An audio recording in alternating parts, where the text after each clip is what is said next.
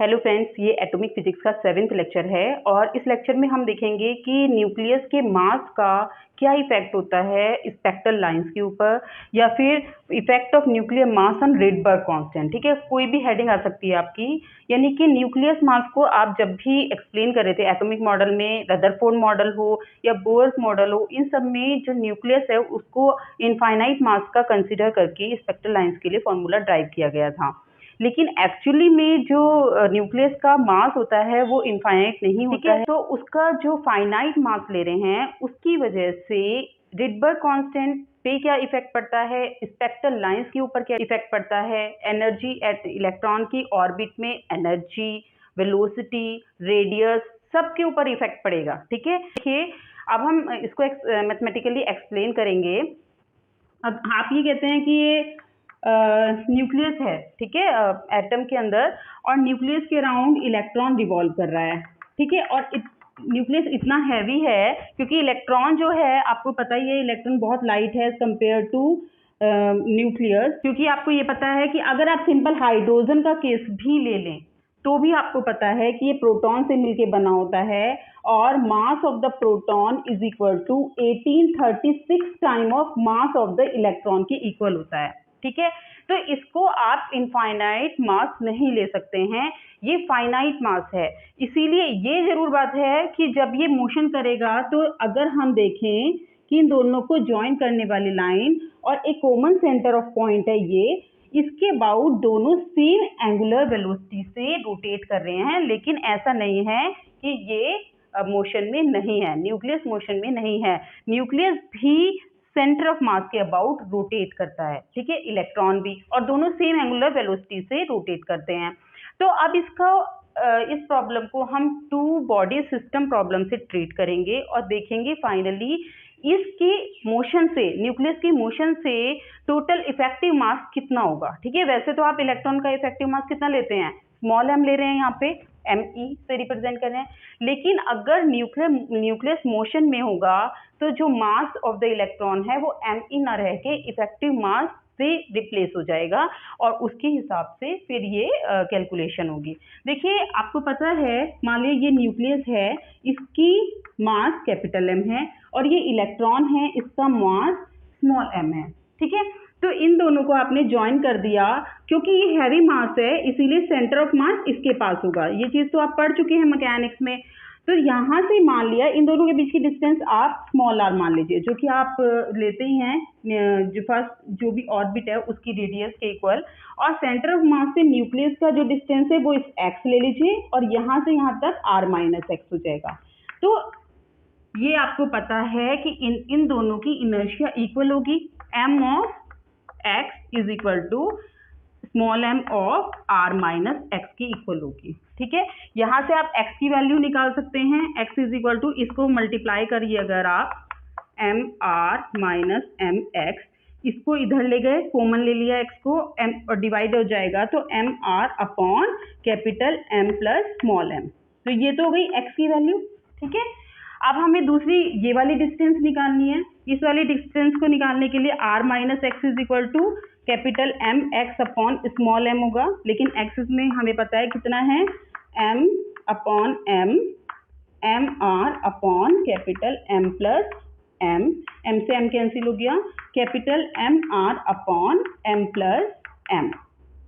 ये equation number 2 हो गई। देखिए फ्रेंड्स, इन दोनों की वैल्यू हमने निकाल ली है। अब हम देखेंगे कि इस कॉमन सेंटर ऑफ मास के अबाउट जो एंगुलर मोमेंटम है वो कितना होगा। एंगुलर मोमेंटम के लिए L इज इक्वल टू, आपको पता है इसका मास m आर स्क्वायर ओमेगा होता है ना, तो m एक्स स्क्वायर ओमेगा, दोनों ही सेम एंगुलर वेलोसिटी से रोटेट कर रहे हैं, इसीलिए दोनों का आप एंगुलर मोमेंटम लेंगे। तो capital M X square omega plus small m R minus X square omega. Okay, तो ये देखिए x की वैल्यू आपने निकाल ली है। x की वैल्यू कितनी है, small m R upon capital m plus m का whole square omega plus m, यहाँ पे इसकी वैल्यू कितनी है, कैपिटल m आर, तो capital m R upon small m plus capital m whole square omega. ठीक है, इसमें से हमने कॉमन ले लिया कुछ चीजें, तो हमारे m स्मॉल m कॉमन ले सकते हैं, ठीक है, अपॉन m प्लस m का होल स्क्वायर कॉमन ले सकते हैं।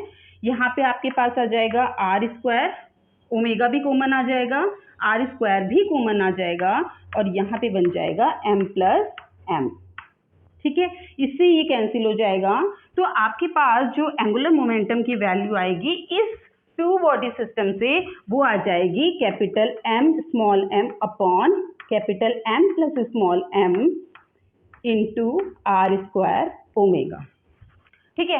जब आपने न्यूक्लियर मोशन को कंसीडर किया तब एंगुलर मोमेंटम की वैल्यू ये आ रही थी।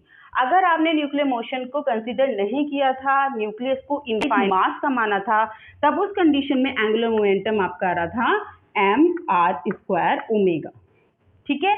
इन दोनों में क्या डिफरेंस है, ये टर्म का, इसे हमने नाम दिया म्यू आर स्क्वायर ओमेगा और इस म्यू को कहते हैं रिड्यूस्ड मास, ठीक है। ये रिड्यूस्ड मास का कॉन्सेप्ट आपने क्लासिकल मैकेनिक्स में भी पढ़ा होगा।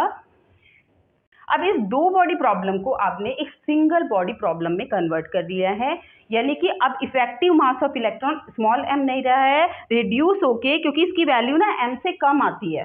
अब इसका मतलब ये है कि म्यू इफेक्टिव मास की बॉडी है वो सेंटर ऑफ मास के अबाउट रोटेट कर रही है। अब हम ये फिक्स पॉइंट, अब इसमें सेंटर ऑफ मास हो गया ना, उसके अबाउट रोटेट कर रही है, इसे कंसिडर करके चलने हैं। तो ये दोनों में आपको ये डिफरेंस पता चल गया, पहले आपने ये लिया था एंगुलर मोमेंटम और अब जो एंगुलर मोमेंटम है ये है।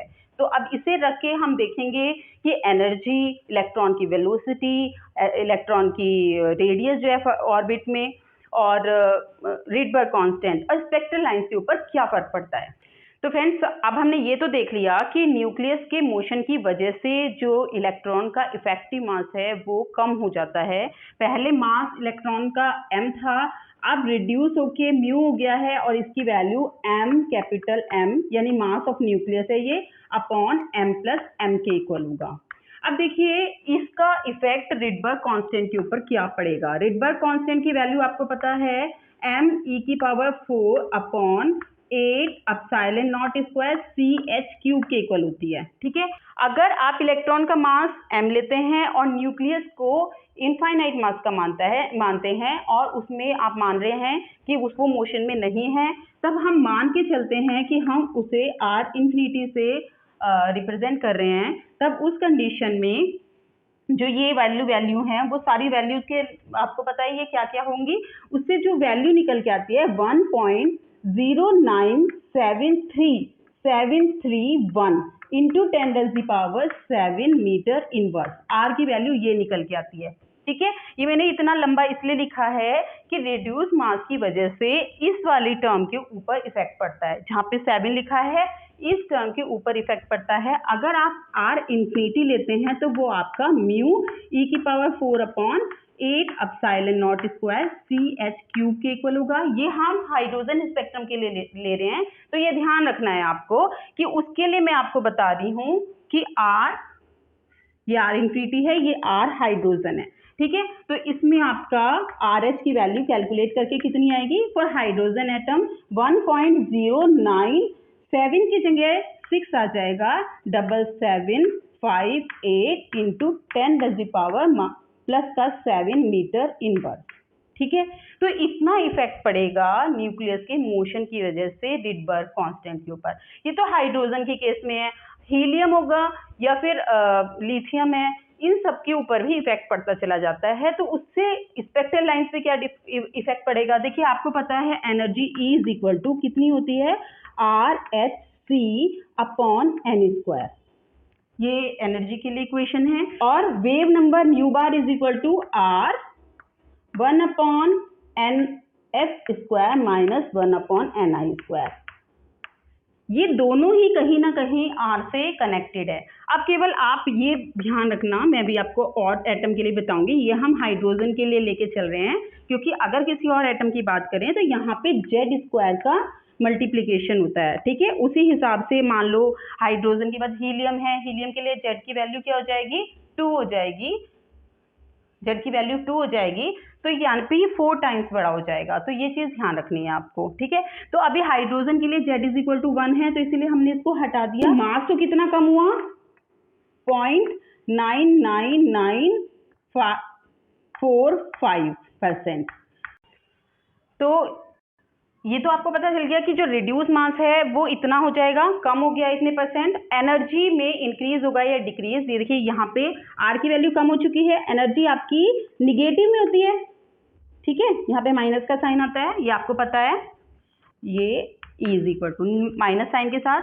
तो आर की वैल्यू अगर कम होगी, ठीक है, न्यूक्लियस के मोशन की वजह से, तो उसमें आपकी ये जो ई है वो लेस निगेटिव हो जाएगी, ठीक है।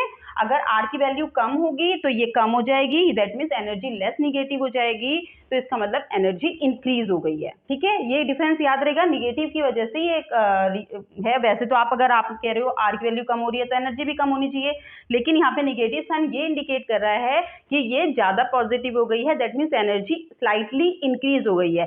केवल इतने परसेंटेज इंक्रीज होती है फ्रेंड्स, 0.055% ही इंक्रीज हुई, बहुत स्लाइटली से इंक्रीज हुई है, लेकिन इतने से इंक्रीमेंट की वजह से भी जो वेवलेंथ स्पेक्ट्रल लाइंस हैं वो हायर वेवलेंथ की तरफ शिफ्ट हो जाती हैं। और इसका एक बेनिफिट ये होता है कि एक और एलिमेंट जो हाइड्रोजन का ही आइसोटोप है, ड्यूटेरियम, उसकी डिस्कवरी हुई है इन न्यूक्लियस के मोशन को कंसीडर करने के लिए। उसको कैसे हुई डिस्कवरी वो अभी हम पढ़ते हैं, पहले ये चीज देख लीजिए, एनर्जी स्लाइटली इंक्रीज हुई है, वेवलेंथ स्लाइटली इंक्रीज हुई है और फ्रीक्वेंसी स्लाइटली डिक्रीज हुई है। अब वेव नंबर में आप देखें, wave number proportional to frequency है, मैंने आपको पहले भी बताया था कि वेव नंबर न्यू के प्रोपोर्शनल होता है, क्योंकि वेव नंबर 1/λ के इक्वल होता है और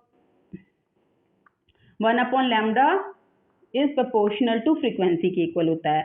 तो ये वेव नंबर जो है वो आर के ऊपर डिपेंडेंट है। आर अगर बढ़ेगा तो वेव नंबर क्या हो जाएगा, कम हो जाएगा, और वेव नंबर कम होगा तो वेवलेंथ इंक्रीज हो जाएगी।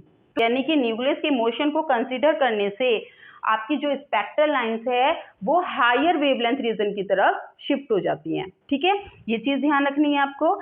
अब देखते हैं कि रेडियस के ऊपर क्या फर्क पड़ता है। रेडियस का जो फॉर्मूला है, बोर की एटॉमिक रेडियस का जो फॉर्मूला है वो है n²h²4π2m/k(z)e², ठीक है, ये फॉर्मूला है बोर की nth ऑर्बिट में रेडियस का, ठीक है। अगर हम देखें कि m इसमें नीचे है, डिनोमिनेटर में है, अगर आप इसको रिप्लेस कर देंगे रिड्यूस मास से तो क्या हो जाएगा, बोर की जो ऑर्बिट है उसकी रेडियस जो है वो इंक्रीज हो जाएगी, ठीक है, जितनी पहले कंसीडर करके आ रही थी उससे स्लाइटली इंक्रीज हो जाएगी बोर रेडियस। एनर्जी बढ़ गई है, वेवलेंथ बढ़ गई है, फ्रीक्वेंसी कम हो गई है, ठीक है, जो एमिटेड रेडिएशन है उसकी फ्रीक्वेंसी कम हो गई है, वेवलेंथ आपका इंक्रीज हो गई है, और रेडियस जो है ऑर्बिट की वो इंक्रीज हो गई है क्योंकि ये इसके डिनोमिनेटर में है। इस तरह से न्यूक्लियस के मोशन का डिफरेंट पैरामीटर के ऊपर ये इफेक्ट होता है। अब क्योंकि न्यूक्लियस का मोशन हुआ है तो कई सारी चीजें और भी चेंज हुई। देखिए न्यूक्लियस की मोशन की वजह से ड्यूटेरियम की डिस्कवरी हुई। ड्यूटेरियम एक हाइड्रोजन का आइसोटोप है, इसे हैवी वाटर भी बोलते हैं, वाटर के साथ ही मिक्स रहता है लेकिन बहुत कम क्वांटिटी में होता है। 5000 हाइड्रोजन के एटम के साथ केवल एक 1 ड्यूटेरियम ही प्रेजेंट होता है, ठीक। और जो हाइड्रोजन है उसके कंपैरिजन में ड्यूटेरियम बहुत हैवी होता है, ठीक है, उसका जो इसका सिंबल होता है ड्यूटेरियम का 1H2 के इक्वल होता है। इसमें एक प्रोटॉन और एक न्यूट्रॉन भी होता है, और आपको पता ही है फ्रेंड्स कि न्यूट्रॉन जो होता है वो भी प्रोटॉन के मास के लगभग इक्वल होता है, न्यूट्रॉन थोड़ा ज़्यादा भारी होता है, दैट मीन्स कि मास ऑफ द न्यूक्लियस ज़्यादा है एज कम्पेयर टू हाइड्रोजन के। हाइड्रोजन में केवल एक प्रोटॉन है और इसमें आपके पास एक प्रोटॉन और एक न्यूट्रॉन है, तो ज़्यादा हैवी हो गया है, ज़्यादा हैवी हो गया है तो रिड्यूस मास और बढ़ गया है, तो स्पेक्ट्रल लाइंस में डिफरेंस आ जाता है। तो हाइड्रोजन की जो स्पेक्ट्रल लाइंस मिली और ड्यूटेरियम की स्पेक्ट्रल लाइंस मिली, उनकी वेवलेंथ में थोड़ा सा डिफरेंस था, थोड़ी शिफ्ट हो गई, उसको ही बहुत ही स्पेक्ट्रोस्कोप से बिल्कुल अच्छे से एनालिसिस करके ड्यूटेरियम की डिस्कवरी की गई। तो एक बार इसको देख लेते हैं। देखिए वेव नंबर के लिए जो फॉर्मूला है वो आपको पता है क्या है, R1/nf² - 1/ni², ठीक है। ये तो हाइड्रोजन के केस में है, अगर एटॉमिक नंबर कुछ है Z तो Z² यहाँ पे मल्टीप्लाई हो जाता है। तो मान लिया आपने ड्यूटेरियम के लिए वेव नंबर ये लिया और आपने कहा स्पेक्ट्रल लाइंस अगर आपने spectral line H alpha line ही ली है, ठीक है, H alpha line for deuterium 2 square और ये 3 स्क्वायर हो जाएगा। ये तो आपको पता ही है, जेड की वैल्यू 1 है, दोनों में एटॉमिक नंबर तो सेम ही है, चाहे वो हाइड्रोजन का अल्फा लाइन हो चाहे वो ड्यूटेरियम की अल्फा लाइन हो। अगर आप न्यूक्लियर मोशन नहीं लेते तो आर की वैल्यू सेम होगी, तो इन दोनों लाइन के बीच में कोई भी वेव नंबर में डिफरेंस नहीं आएगा, ठीक है। और अगर आप रिडबर्ग और अगर आप न्यूक्लियर के मोशन को कंसिडर करते हैं तो यहाँ पे आपका एच डी ये आपका Rydberg constant for alpha line of deuterium और न्यू एच अल्फा हाइड्रोजन के लिए, तो is equal to R H 1/2 square minus 1/3 square. ये एच अल्फा लाइन तो आपको पता है बामर सीरीज में है, मिलती हैं। तो इन दोनों में डिफरेंस तब आएगा जब आप न्यूक्लियर मोशन को कंसीडर करेंगे। तो अगर इन दोनों के वेव नंबर का डिफरेंस निकालें आप, ये ड्यूटेरियम के लिए, हाइड्रोजन के लिए, और अल्फा लाइन की बात कर रहे हैं, तो ये देखिए R H D minus R H की वैल्यू को सब्ट्रैक्ट करना पड़ेगा इंटू 1/2 स्क्वायर माइनस 1/3 स्क्वायर, ठीक है। इनकी वैल्यू आप कैसे निकाल सकते हैं? देखिए यहाँ पे जब ड्यूटेरियम में इफेक्टिव मास क्या रखेंगे, म्यू डी ई की power 4/8 epsilon naught square C H cube, और यानी कि जो अगर आप सब्ट्रैक्ट कर रहे हैं तो ये तो कॉमन आ जाएगा mu D minus mu H, और ये वाली जो क्वांटिटी है इससे आपका 9 - 4 5 ये आपका 36 इतना निकल के आ जाएगा इसको सॉल्व करके। बस मेन चीज है इन दोनों के रिड्यूस मास की वैल्यू।